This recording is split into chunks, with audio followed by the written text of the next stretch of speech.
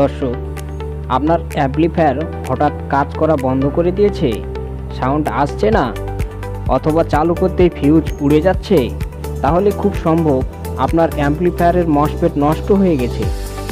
মসফেটগুলো অ্যাম্প্লিফায়ারের একটি গুরুত্বপূর্ণ পাওয়ার part.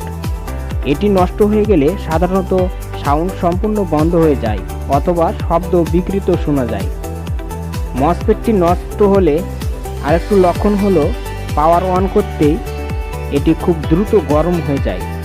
Multimeter দিয়ে পরীক্ষা করলে মসফেটের পিনগুলোর মধ্যে শর্ট পাওয়া যায়, যা নষ্ট হওয়ার সবচেয়ে বড় প্রমাণ। এই সমস্যার সমাধান খুব সহজ। নষ্ট মসফেট খুলে এই মডেলের নতুন মসফেট লাগাতে হবে। সাথে ড্রাইভার সার্কিট ঠিক আছে কিনা সেটাও পরীক্ষা করতে হবে।